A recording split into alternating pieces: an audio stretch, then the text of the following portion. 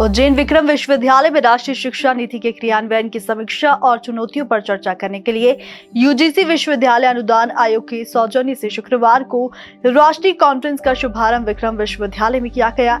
इसमें राज्यपाल मंगूभाई पटेल ने कार्यक्रम का दीप प्रज्वलन कर शुभारंभ किया है। देखिए, ये सेंट्रल जोन वीसी कॉन्फ्रेंस है। एनईपी 2020 इम्प्लीमेंटेशन के बारे में डिस्कस करने के लिए हम इधर विक्रम यूनिवर्सिटी में आया हुआ है। ये एक दिन का कॉन्फ्रेंस है। ये कॉन्फ्रेंस में हम डिस्कस करेंगे क्या अनुभव है यूनिवर्सिटीज़ का, कैसा एनईपी 2020 इम्प्लीमेंटेशन हो रहा है, और एक दूसरों से हमारा एक्सपीरियंसेस को शेयर करके हम तेज़ी से एनईपी 2020 को इम्प्लीमेंट करना चाहते हैं। और ये भी मेरा सामने आया, मुझको बताया कि विक्रम यूनिवर्सिटी में बहुत तेज़ी से एनईपी 2020 को इम्प्लीमेंट कर रहा है और मध्य प्रदेश बहुत आगे है एनईपी 2020 इम्प्लीमेंटेशन में। ये बहुत संतोषदायक विषय है। विद्यालय के लिए बहुत ही गौरवशाली क्षण है जब विश्वविद्यालय में पहली बार 350 से ज़्यादा कुलपतियों का समागम 4 स्टेट के हुआ, जिसमें उत्तराखंड, उत्तर प्रदेश, छत्तीसगढ़ और मध्य प्रदेश के कुलपतियों का यहाँ समागम हुआ।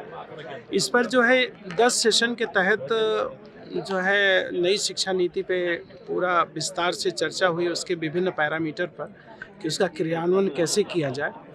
यूजीसी के चेयरमैन साहब इसमें सम्मिलित हुए और ये कार्यक्रम यूजीसी द्वारा निर्धारित किया गया था।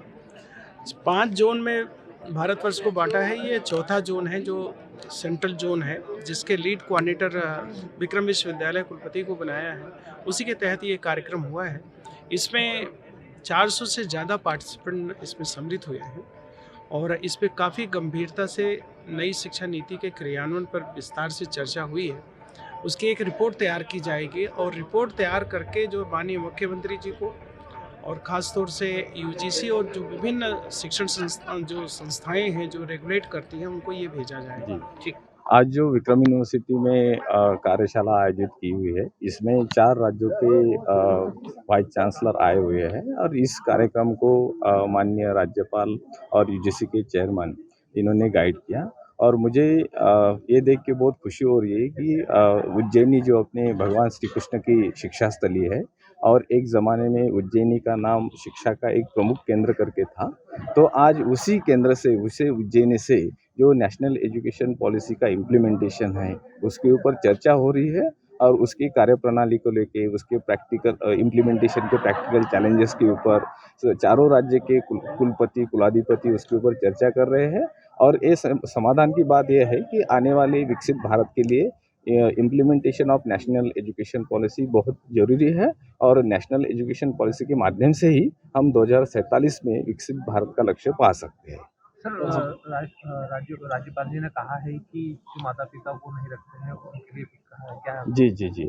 अब राज्यपाल जी ने अपने भाषण में एक बहुत अच्छी बात कही जो हम सभी कुलपतियों को और जो उपस्थित प्रोफेसर हैं उनको बहुत अच्छी लगी कि जो बच्चे अपने माता पिता का ध्यान नहीं रख सकते, कल जाके वो अपनी मातृभूमि का भी ध्यान नहीं रख सकते। तो ये हम सब शिक्षकों पे बहुत बड़ी जिम्मेदारी है कि बच्चों में संस्कार निर्मित किए जाए।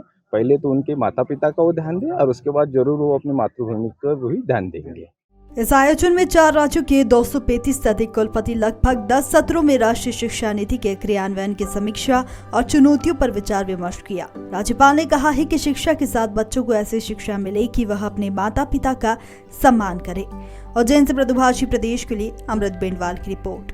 वीडियो को लाइक करें, शेयर करें। मृदुभाषी प्रदेश से जुड़ने के लिए चैनल को सब्सक्राइब करें। नोटिफिकेशन के लिए बेल आइकन दबाना ना भूलें।